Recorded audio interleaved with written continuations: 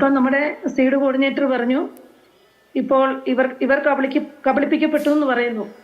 പക്ഷേ ഈ കഴിഞ്ഞ ദിവസം വരെ ഈ പി സുശീലൻ പറഞ്ഞിരുന്നത് നമുക്ക് അനന്തു സാറിനെ സംരക്ഷിക്കണം, അനന്തു സാറിനെതിരെ മൂവാറ്റുപുഴ പോലീസ് കേസ് എടുത്തിട്ടുണ്ട്, അതിനോട് കക്ഷി ചേരാൻ ഞങ്ങൾ കമ്പമെട്ടി കൊടുത്തിട്ടുണ്ട്, നിങ്ങൾ ആരും കേസ് കൊടുക്കരുത്, ഇത്രയും വലിയൊരു ക്രിമിനലിന് എതിരെ കേസ് കൊടുക്കരുതെന്ന് എന്തുകൊണ്ടാണ് ഈ കോർഡിനേറ്റർ പറയുന്നത്? പരമാവധി ആളുകളെ കൊണ്ട് നമ്മൾ കേസ് കൊടുപ്പിക്കണ്ടേ?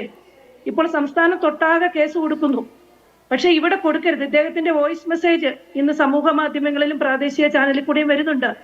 കാരണം അദ്ദേഹം പറയുകയാണ്, എല്ലാരെയും വരട്ടുകയാണ്, നിങ്ങൾ കൊടുക്കരുത്. നിങ്ങൾ കൊടുത്താൽ അനന്തു സാറിന് 7 വർഷത്തോളം ശിക്ഷ കിട്ടും.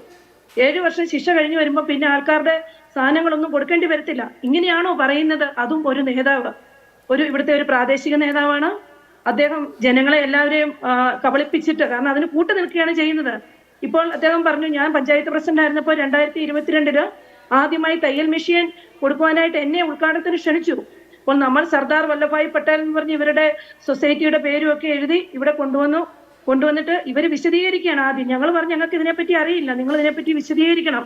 ഇദ്ദേഹം തന്നെ വിശദീകരിച്ചപ്പോൾ ഞാൻ പറഞ്ഞു, ഈ ചാരിറ്റബിൾ സൊസൈറ്റികൾ ധാരാളമുണ്ട്, പ്രവർത്തിക്കുന്നതുമുണ്ട് പ്രവർത്തിക്കാത്തതുമുണ്ട്.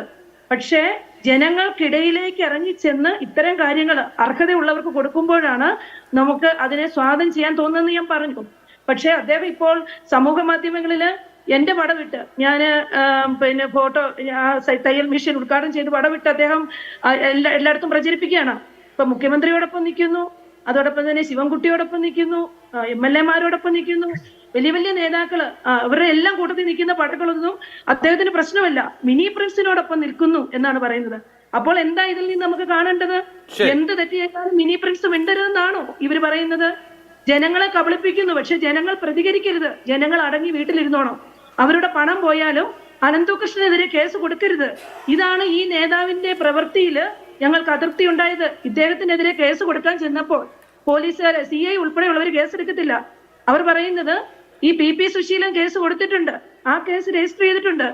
അപ്പോൾ അദ്ദേഹത്തോട് ഞങ്ങൾ പറഞ്ഞത്, ഇദ്ദേഹം പ്രതിയാണ്, ഏതെങ്കിലും വഞ്ചിക്കപ്പെട്ട ആളുകൾ വന്നാൽ അവര് കൊടുക്കുന്ന കേസിനോട് അദ്ദേഹവും വഞ്ചിക്കപ്പെട്ടിട്ടുണ്ട് എന്നുള്ളതാണല്ലോ, അദ്ദേഹവും പൈസ കൊടുത്തിട്ടുണ്ട്, അതുകൊണ്ട് അദ്ദേഹവും വഞ്ചിക്കപ്പെട്ടിട്ടുണ്ട് എന്നുള്ളതാണല്ലോ അദ്ദേഹത്തിന്റെ വാദം. ഓക്കെ, ഇപ്പൊ നിങ്ങൾ പരസ്പരം കബളിപ്പിക്കപ്പെട്ട ആളുകൾ അങ്ങോട്ടും ഇങ്ങോട്ടും പഴിചാരുന്നതിൽ വലിയ കാര്യമുണ്ടെന്ന് എനിക്ക് തോന്നുന്നില്ല.